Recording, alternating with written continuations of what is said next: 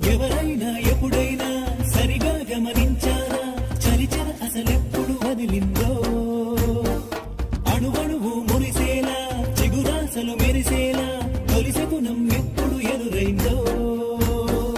చూస్తూనే ఎక్కడి నుంచో చైత్రం కదిలొస్తుంది పొగ మంచును కోపం అంటూ తరిమేస్తుంది నేలంతా రంగులు తొడిగి సరికొత్తగా దోస్తుంది తన రూపం తానే చూసి పులకిస్తుంది